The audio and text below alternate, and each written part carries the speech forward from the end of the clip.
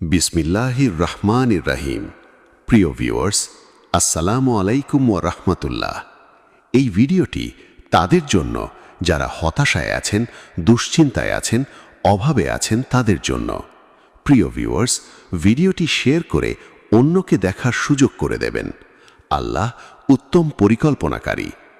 আমরা মানুষ হিসেবে অনেক কিছু চাই, অনেক স্বপ্ন দেখি, অনেক পরিকল্পনা করি, কিন্তু জীবনের প্রতিটি ঘটনার পেছনে এমন একজন আছেন যিনি আমাদের অতীত, বর্তমান ও ভবিষ্যৎ সম্পর্কে সব কিছু জানেন।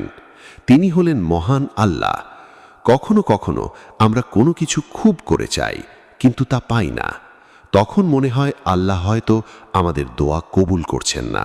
অথচ বাস্তবতা হলো আল্লাহ আমাদের জন্য এমন কিছু সংরক্ষণ করে রেখেছেন যা আমাদের কল্পনার চেয়েও উত্তম।